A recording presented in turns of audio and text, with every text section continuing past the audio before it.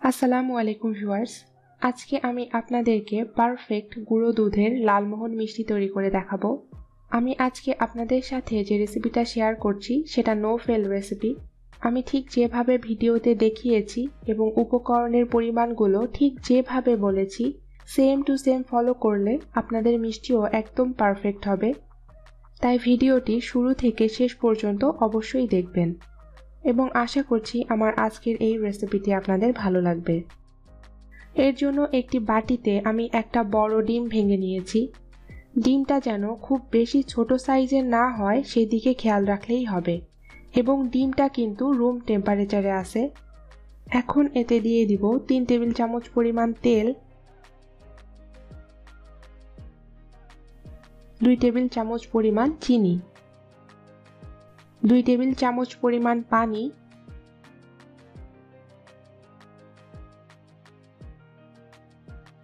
এখন সবকিছু ভালো মতো মিশিয়ে নিব যাতে চিনি, পানি, তেল এবং ডিম একসাথে মিশে যায়। আমার সবকিছু একসাথে মিশিয়ে নেওয়া হয়ে গেছে। এখন এটা আমি একটা সাইডে সরিয়ে রেখে দিব। এখন মিষ্টির জন্য আমি ড্রাই ইনগ্রিডিয়েন্টসগুলোকে একত্রে চেলে নিব। একটি চালনিতে আমি দিয়ে দিব 1 cup full cream milk powder. গুঁড়ো দুধ কেনার আগে প্যাকেটের গায়ে লেখাটা চেক করে নেবেন, সেখানে যেন লেখা থাকে ফুল ক্রিম মিল্ক পাউডার, এবং ফুল ক্রিম মিল্ক পাউডারেই মিষ্টি তৈরি ভালো হয়। 3/4 কাপ ময়দা, 3/4 কাপ মানে 1 কাপের 4 ভাগের 3 ভাগ, এবং 2 চা চামচ বেকিং পাউডার। আমি এতক্ষণ আপনাদেরকে উপকরণের যে পরিমাণগুলো বললাম তার সব কিছুই আমি মেজারমেন্ট কাপ এবং চামচ দিয়ে মেপে নিয়েছি। এখন এগুলোকে আমি চেলে নিব। ড্রাই ইনগ্রিডিয়েন্টসগুলো চেলে নেওয়ার উদ্দেশ্য হলো যাতে সব কিছু ভালো মতো একত্রে মিশে যায় এবং শুকনো উপকরণের কোনো লাম্পস না থাকে। এখন এতে আমি দিয়ে দিব ডিম, চিনি, পানি এবং তেলের মিশ্রণ, যেটা আমরা কিছুক্ষণ আগে তৈরি করে রেখেছিলাম। এখন সব কিছু ভালো মতো মিশিয়ে নিব। আপনারা চাইলে কাজটা হাত দিয়েও করতে পারেন, আমি এখানে একটা স্প্যাচুলা ইউজ করছি। সবকিছু একত্রে মাখানোর সময় আপনাদের মনে হতে পারে এটা অনেক আঠালো, যে হাতে নিয়ে এটাকে মিষ্টির শেপই দেয়া যাবে না, কিন্তু পারফেক্ট মিষ্টির জন্য ডোটা এমনই হতে হবে। এবং মিশ্রণটা কিছু সময় রেস্টে রেখে দিলেই এটার আঠালো ভাবটা একদম চলে যাবে এবং ডোটা মিষ্টির জন্য একদম পারফেক্ট কনসিস্টেন্সিতে চলে আসবে। সবকিছু একত্রে মেশানো হয়ে গেছে। এখন এটাকে আপনারা ঢাকনা দিয়ে 10 থেকে 15 মিনিট রেস্টে রেখে দিবেন। এতে করে ডোটা একদম পারফেক্ট কনসিস্টেন্সিতে চলে আসবে। আর আমি যেভাবে তরল উপকরণের পরিমাণগুলো দেখিয়েছি ঠিক সেভাবে ইউজ করলেই মিষ্টির ডো নিয়ে আপনাদের আর চিন্তা করতে হবে না।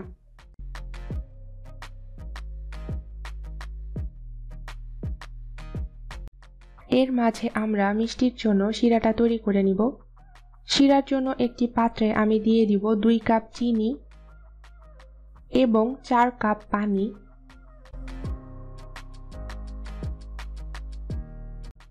এখন চুলাটাকে আমি জ্বালিয়ে দিব এবং চিনি এবং পানিটাকে ভালো মতো মিশিয়ে নিব। আপনারা যদি মিষ্টিতে এলাচের ফ্লেভার পছন্দ করেন তাহলে 2-3টা আস্ত এলাচও দিয়ে দিতে পারেন। এখন এই শিরাটাকে আমি ঢাকনা দিয়ে ঢেকে দিব এবং শিরাতে বলক আসার পর ঠিক 5 মিনিট মিডিয়াম আঁচে জাল করে নিব। মিষ্টির জন্য শিরা তৈরি করার সময় অবশ্যই লক্ষ্য রাখতে হবে শিরাটা যেন ঘন না হয়ে যায়, কারণ শিরা যদি ঘন হয়ে যায় তাহলে মিষ্টির মধ্যে শিরা ঢুকবে না, তখন মিষ্টিগুলো হার্ড হয়ে যাবে। প্রায় 10 থেকে 15 মিনিট পর দেখতেই পাচ্ছেন মিষ্টির ডোয়ের আঠালো ভাবটা একদম চলে গেছে এবং এখন আর হাতে এগুলো লেগে আসছে না। এখন এগুলোকে আমি হাতে তেল মেখে এমন গোল গোল করে মিষ্টিগুলোকে বানিয়ে নিব। মিষ্টিগুলো গোল করার সময় অবশ্যই খেয়াল রাখতে হবে মিষ্টিতে যেন কোনো ক্র্যাক না থাকে, নইলে মিষ্টিগুলো ভাজার সময় সেগুলো ফেটে যাবে এবং মিষ্টিগুলো দেখতে সুন্দর হবে না। এবং হাত দিয়ে এমন প্রেস করে মিষ্টিগুলোকে গোল করে বানিয়ে নেবেন। যাতে মিষ্টির ভিতরে কোনো এয়ার বাবলস না থাকে, নইলে মিষ্টিগুলো শিরায় দেওয়ার পর এয়ার বাবলসের কারণে মিষ্টিগুলো চুপসে যাবে। এভাবেই আমি সবগুলো মিষ্টি বানিয়ে নিব। এখন মিষ্টিগুলোকে আমি তেলে ভেজে নিব। এর জন্য কড়াইতে আমি তেল দিয়ে দিয়েছি। তেলটা কিন্তু এখনও খুব বেশি গরম হয়নি। ভিডিওতে দেখেই হয়তো আপনারা বুঝতে পারছেন তেলটা কেমন গরম থাকতে হবে। আর চুলার আঁচটা আমি মিডিয়াম লো হিটে রেখেছি। আর এই মিষ্টিগুলোকে আমি মিডিয়াম লো হিটেই ভাজবো। আর মিষ্টিগুলো ভাজার সময় আমি চুলার আঁচটা আর বাড়াবো না আর কমাবোও না। দেখতেই পাচ্ছেন মিষ্টিগুলো কত সুন্দর হয়ে ফুলে উঠেছে। মিষ্টিগুলোকে কিছু সময় পর পরই নেড়ে চেড়ে দিতে হবে যাতে সব সাইডে সুন্দর কালার আসে। প্রায় ৬-৭ মিনিট পর দেখতেই পাচ্ছেন মিষ্টিগুলোতে গাঢ় রং আসা শুরু করেছে। এখন এই মিষ্টিগুলোকে আমি অনবরত নেড়ে চেড়ে আরও ২-৩ মিনিট ধরে ভেজে নিব যাতে সব সাইডে একই কালার আসে।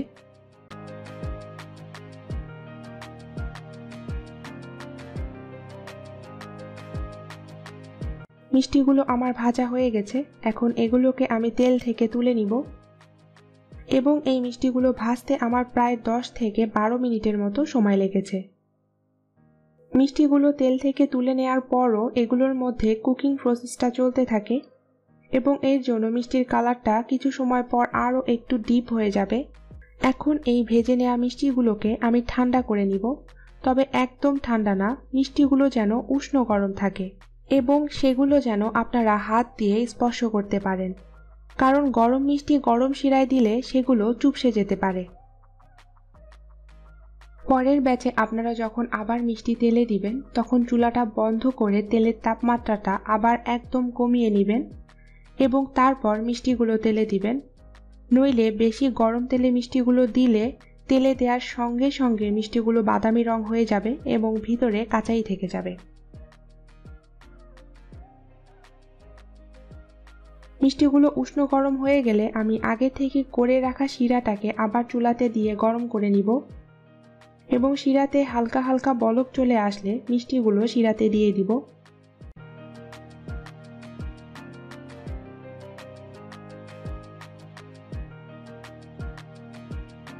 দেখুন শিরাতে বলক চলে এসেছে।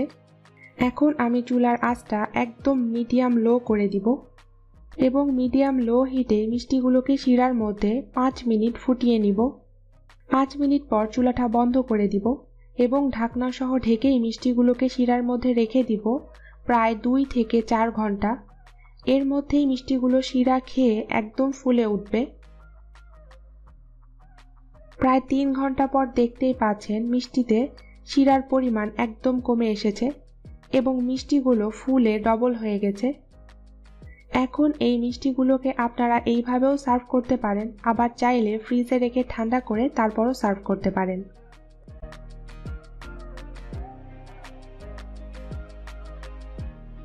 আশা করছি আমার আজকের এই সহজ মিষ্টির রেসিপিটি আপনাদের ভালো লেগেছে। আর ভিডিওটি ভালো লাগলে ভিডিওটি লাইক, শেয়ার এবং কমেন্ট করবেন এবং আমার চ্যানেলের আরও নতুন নতুন এবং মজার মজার রেসিপির ভিডিও পেতে আমার চ্যানেলটি সাবস্ক্রাইব করবেন। আল্লাহ হাফেজ।